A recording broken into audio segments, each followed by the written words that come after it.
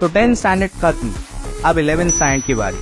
अगर आपका M engineering, medical, pharmacy या साइंस रिलेटेड कोई कोर्स है तो आमिर सर इंस्टीट्यूट आपके लिए लाए हैं उड़ान बैच। इस बैच में आपको महाराष्ट्र की टॉप फैकल्टीज पढ़ाएंगी।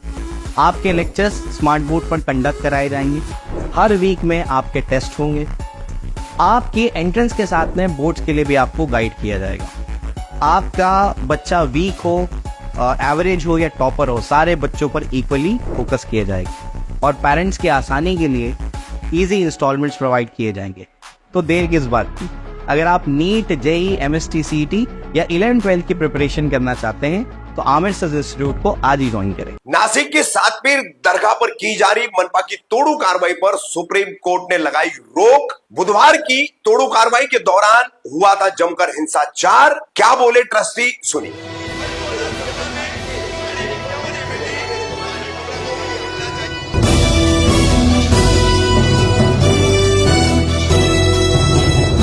रफीक कामदार, हिंदुस्तानी रिपोर्टर में आपका स्वागत है। 16 अप्रैल बुधवार को नासिक के काठे गली की सातपीर दरगाह, जिसकी एक खबर हम मार्च महीने में आपको पहले भी दिखा चुके हैं, तो इस दरगाह पर जिसकी सुनवाई हाई कोर्ट में हुई, बॉम्बे हाई कोर्ट में सुनवाई के दौरान डायरेक्टिव्स में ट्रस्टियों के मुताबिक ऐसा आया था कि बहुत सारा स्ट्रक्चर अवैध है, इल्लीगल है, लेकिन ऐसा बताया गया कि पूरी दरगाह अवैध है। तो इसी के चलते बुधवार को सुबह तड़के नासिक म्युनिसिपल कारपोरेशन ने यहां पर जेसीबी के सहायता से तोड़ू कार्रवाई शुरू कर दी, जिसका जमकर लोगों ने विरोध किया। विरोध के दौरान यहां पर पथराव हुआ, पुलिस और लोगों के बीच में टकराव हुआ। टकराव में बताया जाता है कि लगभग 21 पुलिस कर्मचारी, अधिकारी घायल हुए हैं। वहीं इस पूरे मामले में पुलिस ने आंसू गैस के गोले दागे, लाठीचार्ज किया, जिसमें कुछ लोग घायल हुए। कई गाड़ियां भी यहां पर, मोटरसाइकिल है, पुलिस की गाड़ियां हैं, वो जला दी गई है, ऐसी भी जानकारी सामने आई है। अब 16 अप्रैल बुधवार सुबह तड़के से लेकर देर रात तक चली इस कार्रवाई और इस घमासान के बाद सातपीर दरगाह के ट्रस्टी जो है वो सुप्रीम कोर्ट पहुंचे। सुप्रीम कोर्ट में जस्टिस पी श्री नरसिम्हा और जस्टिस जयमाला बागची की बेंच ने इस पर स्टे ऑर्डर दिया है और अगली सुनवाई 21 अप्रैल को इसकी तय की है। किस तरह से बुधवार का घटनाक्रम है उसके वीडियोस दिखाते हुए हम आपको टाइम्स नाउ भारत के सौजन्य से बताएंगे कि सातपीर दरगाह का जो ट्रस्ट है, उस ट्रस्ट के ट्रस्टी है फहीम शेख। फहीम शेख ने क्या जानकारी दी है। हाईकोर्ट के ऑर्डर के बाद आपको बता दें कि ट्रस्टियों में, पुलिस और मनपा अधिकारियों में, मनपा प्रशासन में आपसे सहमति बनी थी कि ट्रस्ट जो है, जिसने 2 से 3 दिन का समय मांगा था और 3 दिन के समय में जो इलाका या जो स्ट्रक्चर यहां पर अवैध बताया गया है उसको निकालने का काम ट्रस्ट द्वारा ही किया जाएगा। तो ऐसे में ट्रस्टी फहीम शेख का सवाल है कि प्रशासन को, मनपा प्रशासन को ऐसी क्या जल्दी थी जो बुधवार सुबह जेसीबी लेकर उन्होंने पूरी दरगाह और उसके परिसर को ध्वस्त करने का काम किया। तो सिर्फ अराजकता फैलाना है और सिर्फ यहां पर जातीय या धार्मिक हिंसाचार को बढ़ावा देना है। क्या ये सही नहीं? ऐसे सवाल भी उन्होंने खड़े किए हैं।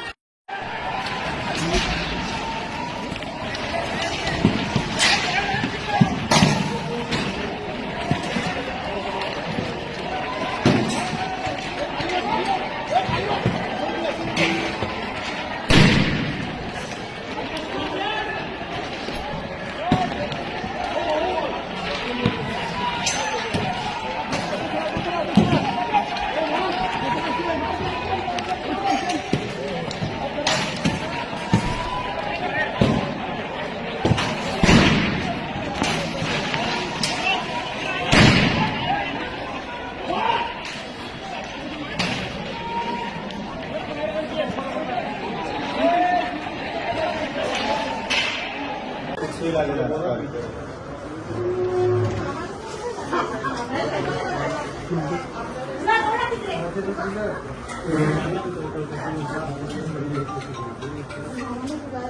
लोक काही हा ना मामानी करायला पाहिजे. बोला सर, बोला सर. मामा बघा कुठे एक पण नाही इथे आता. थोडस आवरून गेले, आवरायचं काय? 2 मिनिटं हा स्टँड दोघांच्या इथे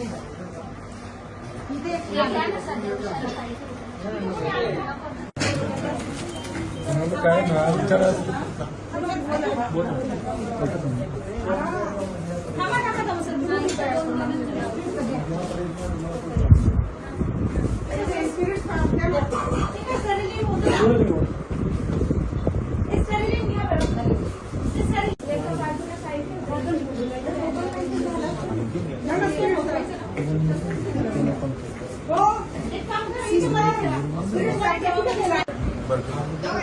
जोपर्यंत माल खाली निवांत राहा. मी निवांत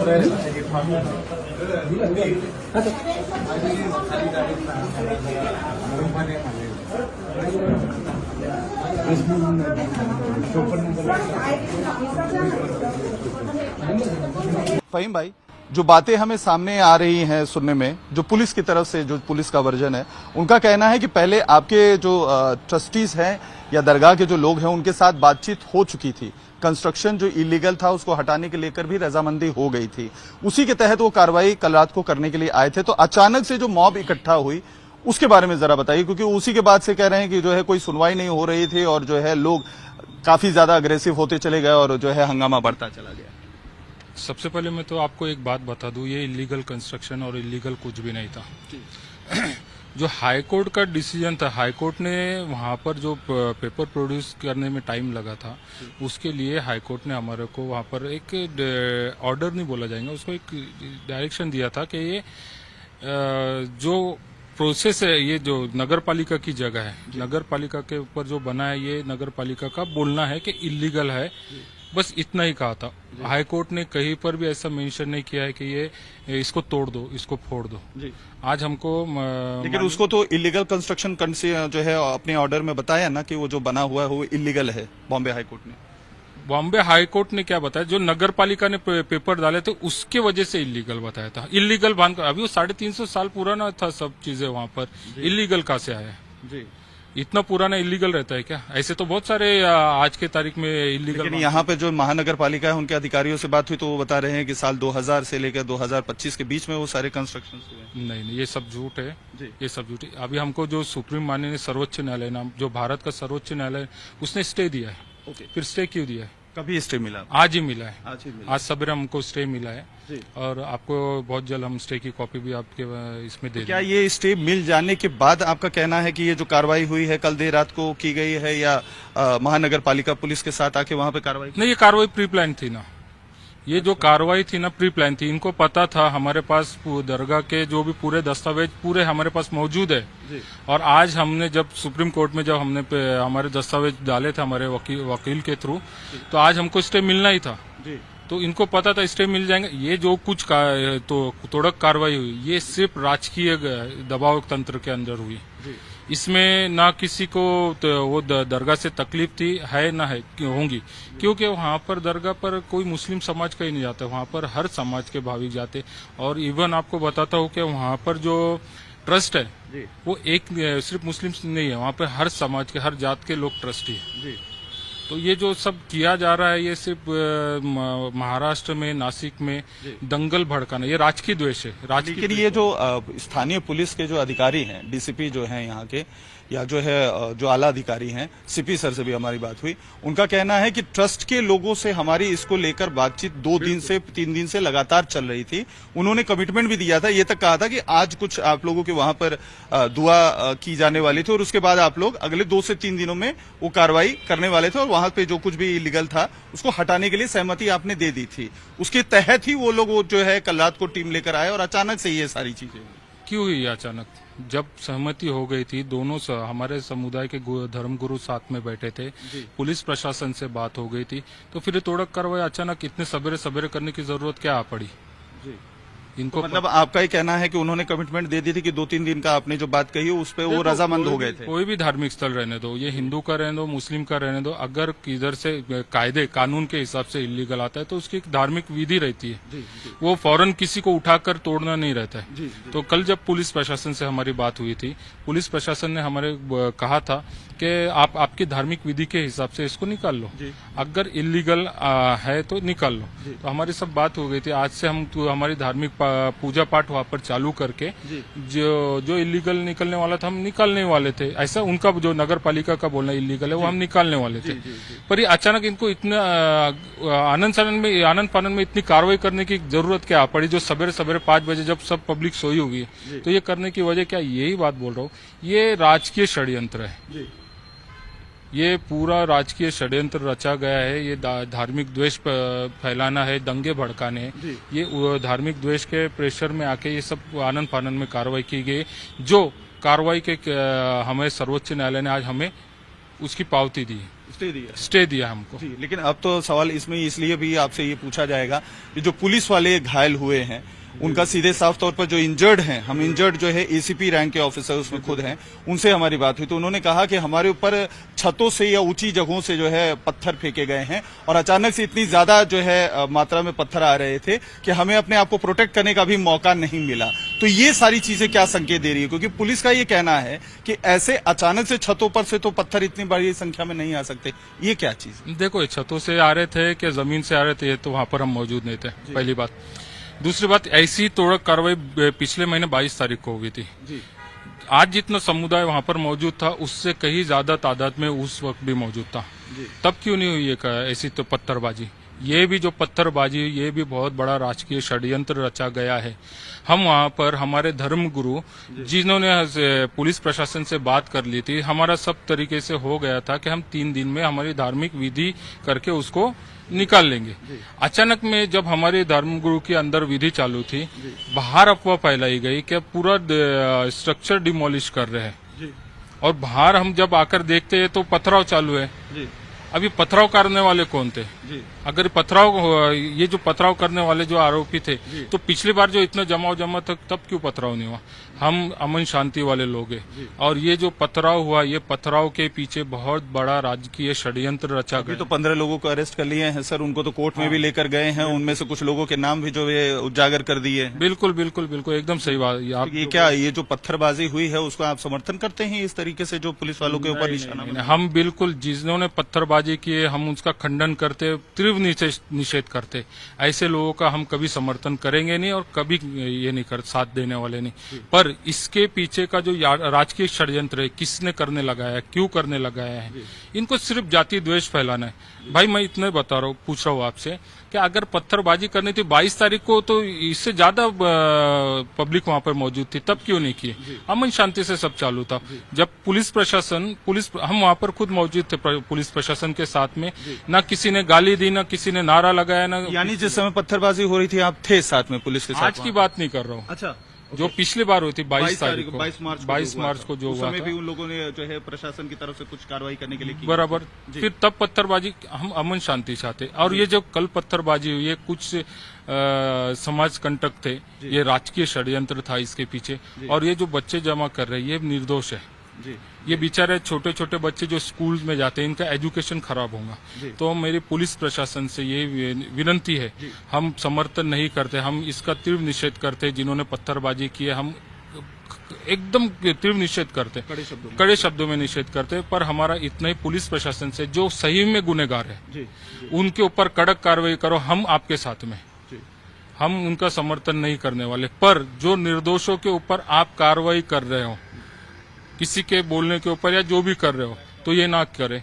अगर निर्दोष के ऊपर कार्रवाई करे तो हम कोर्ट का दरवाजा खटखटाएंगे। आखिरी सवाल मेरा, पुलिस की इंक्वायरी में ये बात भी, अभी जो प्राइमरी इंक्वायरी हुई है उसमें ये चीज सामने आ रही है कि जो बिजली थी, अचानक से जिस समय पत्थरबाजी हो रही थी, वो अचानक से बिजली गुल हो जाती है, वो बिजली गुल हो जाती है कि उसको ट्रिप कर दिया जाता है, वो भी एक बड़ा सवाल है। क्योंकि पुलिस जिस समय उस इलाके में थी, आप लोगों से बातचीत कर रही थी, या जो दरगाह के लोग थे उनके साथ बातचीत कर रही थी, एक्शन अपना लेने जा रहे थे, उसी दौरान अचानक से बंद हुआ लाइट और तुरंत पत्थरबाजी शुरू हो गई। बिल्कुल सही, बिल्कुल। ये अचानक ट्रिप होने का कारण क्या?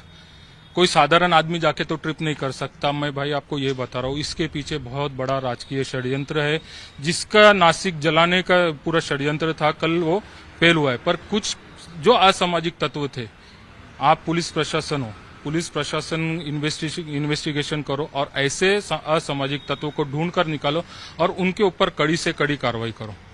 बिजली जाना इतना साधारण बात नहीं, पूरी एरिया की लाइट जाती है, किसने किया है, क्यों किया, आप तफ्तीश करो, चेक करो। बस इतनी विनंती है, क्या बेकसूर बेगुनाह के ऊपर आप गलत कार्रवाई करो मत। बहुत सारे छोटे छोटे बच्चों के ऊपर कार्रवाई हो रही है। अरे हम काम कर रहे हैं, हम देख रहे हैं, हम रास्ते पे घूम रहे हैं, हमारे जैसे सामाजिक कार्यकर्ताओं के ऊपर कार्रवाई कर रहे हैं। क्यों आप ये सब चीजें दबाना चाहते हो? जो सही चीज है जनता के सामने आने से दबे, ये चाहते हो आप। तो हम आपसे विनंती करते हैं, आप ऐसा मत करो, जो सही है वही सही करो। ये जो मेरी आपसे एक सवाल मेरा ये आखिरी है कि जो लड़कों को पकड़ा गया है या जिनको पे आरोप लगे हैं, जिनकी अभी तक गिरफ्तारी हुई है, क्या वो लोकल लोग थे कि बाहर से आए थे, क्या थे, कुछ की पहचान हुई? क्योंकि आपको भी कुछ जानकारी जरूर मिली होगी कि किन किन को उठाया, क्योंकि जैसा आप कह रहे हैं कि बेकसूर जो लोग हैं उनको पे ऊपर तो कम से कम कार्रवाई मत कीजिए। तो ये जो कहा जा रहा है कि जिन्हें पकड़ा गया है, क्या वो स्थानीय लोग हैं कि बाहर से आए हैं, जानबूझ के माहौल यहाँ का खराब करना चाह रहे थे, क्या था? देखो, पत्थरबाज जो थे स्थानीय नहीं थे, पर आज जो बच्चों को तकलीफ दी जा रही है, जिनके ऊपर केस दर्ज किया जा रहा है, वो स्थानीय है। तो मैं यही बोल रहा हूँ, जो सही जिन्होंने एक पत्थरबाजी की है, ये बाहर के थे, ये राजकीय षड्यंत्र था, इसके पीछे पूरा पूरा राजकीय षड्यंत्र है। तो राजकीय षड्यंत्र जिसने रचा है, मैं तो खुला बोलता हूँ, ये बीजेपी का राजकीय षड्यंत्र था, उन्होंने ये सब किया है। तो जो भी इसके पीछे, उनके ऊपर कड़ी से कड़ी कार्रवाई हो। लेकिन ये सवाल तो ये भी उठता है ना सर कि किनके घरों के ऊपर छतों पर पत्थर रखे हुए थे और उठा के फेंके गए थे? ऐसा कुछ नहीं, छतों से पत्थर आया ऐसा हमने जितना देखे, ऐसा कुछ नहीं हुआ, छतों से नहीं आए। जो आते थे हमारे कुछ लोग, जो हमारे धर्मगुरु है, उनके ऊपर पत्थर आए। तो कौन है, ऐसा कोई है, कोई मुस्लिम है जो धर्मगुरु के ऊपर पत्थर मारेगा? ये गलत है, ये सब राजकीय षड्यंत्र है। हमारे धर्मगुरु पुलिस के गाड़ी में बैठे थे, उनके ऊपर पत्थर आए, कोई मुस्लिम है उसके धर्मगुरु पे पत्थर क्यों मारेगा? ये मतलब आपका कहना है कि जो ट्रस्ट से भी जुड़े लोग थे उनको भी पत्थर लगे, उनको भी पत्थर लगे। ट्रस्ट से जुड़े लोग हैं, जो सामाजिक काम करते हैं, जो सबको पत्थर लगे। तो यह कोई मुस्लिम है, जैसा बोल रहे हो ना, ये बता रहे, एक दिशा भूल कर रहे कि मुस्लिम समाज ने पत्थरबाजी करा, ऐसा कुछ नहीं। ये जो पत्थरबाज जो थे, ये इनको कोई जात धर्म नहीं रहती, और ये पूरा राजकीय षड्यंत्र था। तो पुलिस प्रशासन सिर्फ इतना ही करे, जो सही में गुनहगार है उनके ऊपर कार्रवाई। अगर निर्दोष के ऊपर कार्रवाई होंगे तो हम कोर्ट का दरवाजा खटखटाने वाले हैं। आखिरी सवाल मेरा ये भी है, बॉम्बे हाईकोर्ट से अब आपको राहत नहीं मिली, सुप्रीम कोर्ट ने स्टे दे दिया है, आगे की क्या कार्रवाई होगी? क्योंकि ये जो मामला है ये तो गंभीर हो गया है, इसकी एक अलग प्रोसेस चलेगी, एफआईआर दर्ज हो चुकी है, गिरफ्तारी हो चुकी है। देखो, हम कायदे को मानने वाले लोग हैं, हम संविधान के हिसाब से चलते, जो हमारा सर्वोच्च न्यायालय हमको निर्देश देगा हम वो मानने के लिए तैयार है। तो आपके मुताबिक ये जो दरगाह थी वो 300-350 साल? जी बिल्कुल 350 से पुरानी है ये। हमारे पास दस्तावेज है, हमारे पास दस्तावेज हम। लेकिन फिर ये सवाल उठता है ना कि 25 साल पुराना दस्तावेज किस तरीके से महानगर पालिका बता रही है कि वो 2000 साल से ही, साल 2000 से शुरू? नहीं, वो क्या है, देखो, वक्फ बोर्ड में जो 25 साल से बता रहे हैं ना, वो रजिस्ट्रेशन की तारीख है।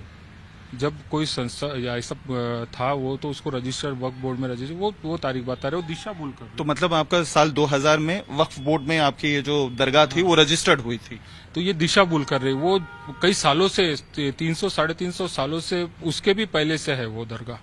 हमारे बड़े बुजुर्ग थे, बाप दादा थे, उनके पूर्वज थे, वो वहां पर जाके ज़ियारत करते थे, और वहां पर सबसे पहले उसको संभालने वाले ही कोई मुस्लिम नहीं था। हर समाज के वहां पे जाके पूजा पाठ करते थे। तो ये सिर्फ जाति द्वेष फैलाने के लिए ये सब काम चालू है। तो मेरे सभी धर्म के, यानी हिंदू मुस्लिम जितने भी लोग हैं, सबसे एक ही विनंती है, अपना सामाजिक प्यार बनाए रखे।